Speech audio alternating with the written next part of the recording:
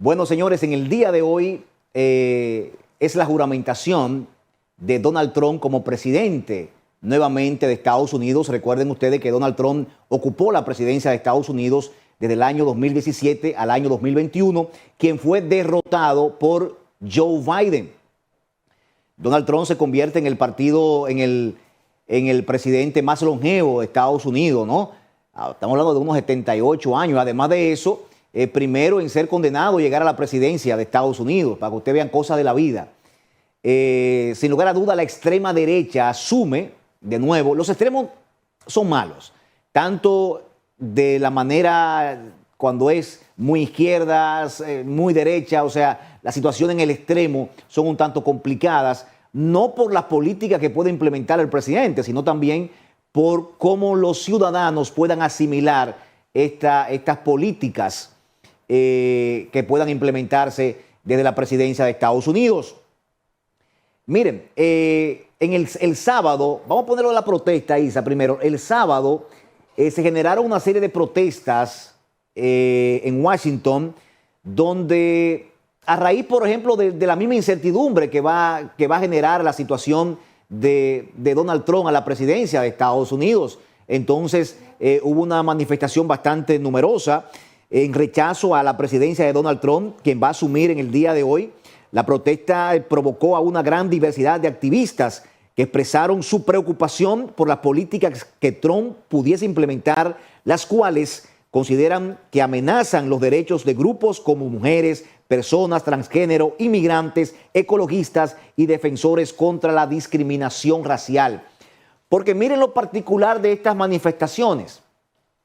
Y es que Donald Trump tiene esos casos muy definidos, ¿no? En el aspecto, por ejemplo, de la migración ilegal, en el aspecto de lo transgénero. O sea, de cierta forma, hay políticas que ya él se ha pronunciado que va a implementar. Entonces, lógicamente, estos sectores se sienten amenazados. No está mal que ellos muestren fuerza, porque cuando usted demuestra fuerza, entonces usted puede poner a pensar a aquel que pueda generar algún tipo de políticas públicas que vaya en detrimento de esa clase. O sea que esperamos que las medidas que puede implementar el presidente Donald Trump no sean drásticas y sean medidas razonables, que no vayan en perjuicio de la gran cantidad de personas que pertenecen a esos grupos sociales que de cierta forma son minorías en Estados Unidos, pero que están ahí. Y lógicamente cuando hay una democracia, las minorías deben ser respetadas. En el día de ayer se pronunció un meeting donde una gran celebración que se estuvo realizando y Donald Trump estuvo dando un discurso, ¿no? Previo ya esto a la toma de posesión. Algo particular del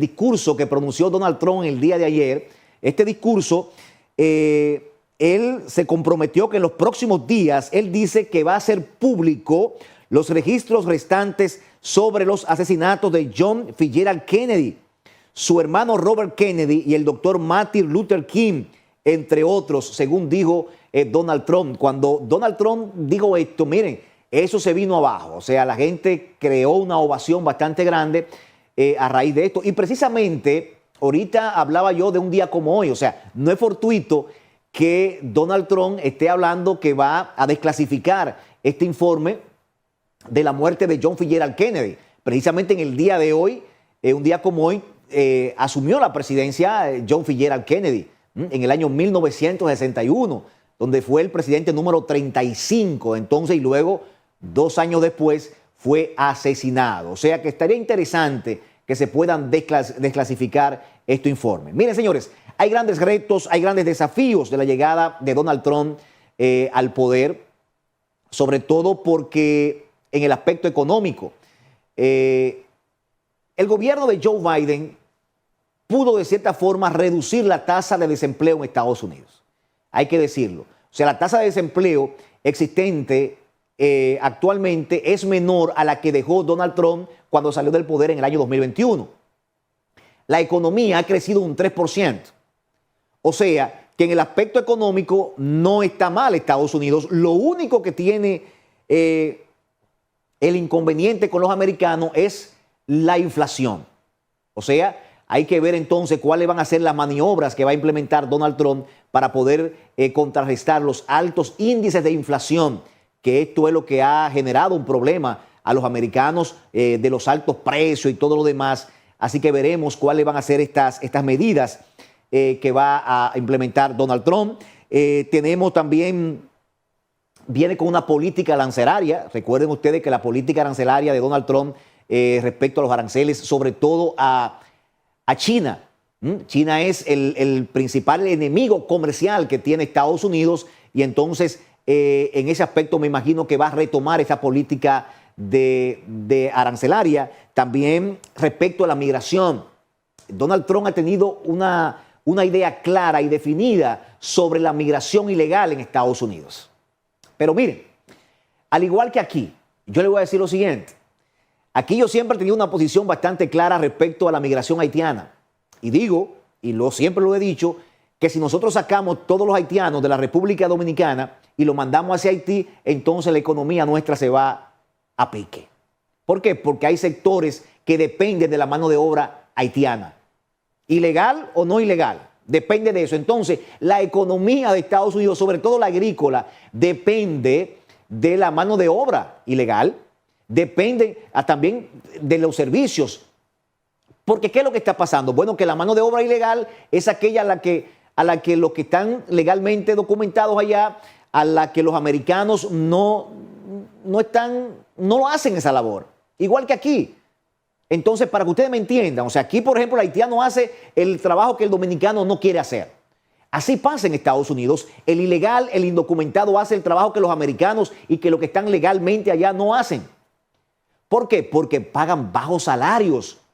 Y ya el que está allá como residente, el que está allá como ciudadano, tiene la opción de tener mejores trabajos, mejor remuneración por lo que hace. Entonces, entiendo que independientemente de que se produzcan deportaciones masivas desde Estados Unidos, también hay que ver el aspecto económico.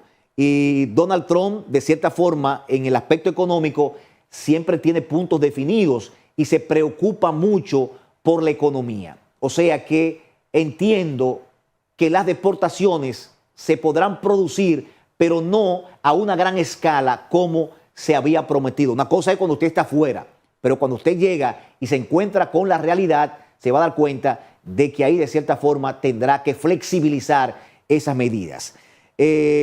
Los conflictos bélicos, Rusia-Ucrania, recuerden que Donald Trump estuvo hablando antes de llegar al poder que en los primeros 100 días iba a resolver los problemas de la guerra, iba a haber paz en el mundo. Y ya el aspecto Rusia-Ucrania es un elemento que vamos a ver cómo lo va a resolver. Entiendo que tiene toda la intención de hacerlo. En el caso, ya miren ustedes, de Israel y Gaza, se ha producido una tregua. Es una tregua que hay, no es que finalizó la guerra. Hay una tregua de unos cuantos días, entonces van a flexibilizar con unos rehenes. Ahora, esto de cierta forma podemos decir, bueno, ¿de quién fue el logro? ¿De la administración de Joe Biden o de la administración de Donald Trump? Bueno, Donald Trump, según lo dijo Biden, estuvo de cierta forma el equipo de Donald Trump hablando y tratando sobre esta situación. Ahora, de Donald Trump, de la administración de Donald Trump depende el que no vuelvan los conflictos entre Israel y Gaza. O sea, tiene que mantener en ese aspecto la paz y que se cumplan los acuerdos a que han llegado. O sea, que la tregua se pueda cumplir y que esto pueda reducirse. Bueno, hay cosas que me imagino que esto es un chiste, ¿no? Cuando él habla de que va a convertir a Canadá en el estado número 51. Yo no sé cómo lo va a hacer. Él habla de que Canadá no tiene ejército, que es un ejército bastante cortito y que depende militarmente de Estados Unidos. Pero eso no es tan fácil, eso no es así como se puede decir. Habló de Groenlandia. Groenlandia, él ha manifestado anteriormente de comprar Groenlandia, pero incluso está hablando de que debería ser parte de Estados Unidos y que si no, lo tomaría a la fuerza. Pero esto genera una situación interesante. Porque si estamos hablando que Donald Trump dice que va a pacificar el mundo, ¿cómo tú hablas de intervenir a un país que tiene soberanía, que tiene un gobierno? O sea, no es tan fácil, pero además de eso, tú hablas de invadir a un a un país que pertenece a la OTAN. O sea, pertenece a la OTAN. Pero lo cierto es que Groenlandia, señores, tiene petróleo, tiene gas natural, tiene materiales, tiene tierras raras. Entonces tiene muchos materiales de lo que se hacen los microchips. Y recuerden ustedes que la guerra en sí de Estados Unidos con China básicamente está en los microchips, en el desarrollo de los microchips que ha tratado Donald Trump de reducirlo al máximo. Trató de hacerlo en su primer mandato. Me imagino que ahora también va a venir con esa política. Bueno, sí se espera que él sea más drástico ya con el control migratorio aquí existente. No creo que se produzcan las deportaciones masivas como se han estado como pensaba hacerlo. Ahora sí entiendo que va a existir mayor rigurosidad en la frontera y de que puedan entrar ilegales. Tal vez con lo que estén allá ya es una cosa, pero de seguir entrando más, eso va a ser un tanto difícil. Miren ustedes, entiendo que Estados Unidos va a poner mucho énfasis en Latinoamérica, donde ha perdido bastante terreno por parte de China. Ha perdido terreno de China y por eso nombra a Marcos Rubio como su secretario de Estado, que ya fue confirmado por el Congreso. Entonces, al ser ratificado, al ser confirmado, Marcos Rubio ya va a venir con políticas claras y precisas para Latinoamérica, donde China le ha ganado terreno. Miren ustedes cómo se pronunció Donald Trump respecto al canal de Panamá. Él dice, bueno, yo se lo di a los panameños, no a los chinos. O sea, estas son situaciones, el Golfo de México, que dice, bueno, eso debe de llamarse el Golfo de Estados Unidos. O sea, vamos a ver de estas medidas que a lo mejor son para presión y para poder obtener otras cosas más que de llevarla a cabo. Recuerden que Donald Trump piensa mucho en la economía y piensa mucho en generar una desestabilización económica a su país. Pero sí está llevando un discurso de los americanos, elevándole el honor y la moral a los americanos. Y eso le gusta a los gringos eso. Así que vamos a ver cómo se va a desarrollar esto. Esperamos que no se generen más conflictos.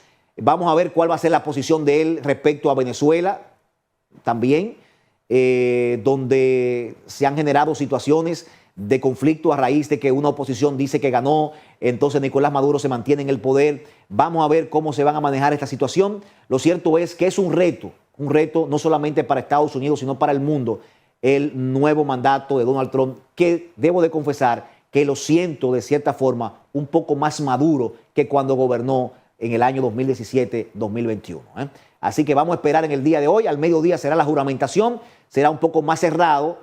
Y así como estuvieron diciendo Jennifer y Melissa al intro, se han hecho invitaciones, pero solo los congresistas son los que van a poder estar presentes en esta juramentación. Mucha gente ha exhibido invitaciones, pero se van a quedar con el moño hecho porque esto va a ser bastante cerrado y bastante exclusivo. O sea que no creo que los que han exhibido invitaciones puedan estar presentes en la toma de posesión y juramentación de Donald Trump, presidente número 47 de Estados Unidos. Vamos a la pausa, regresamos en breve con mucho más del contenido de Ahora por la Mañana a través de ATV 35, Televisión Abierta y 14 TV. No se despegue.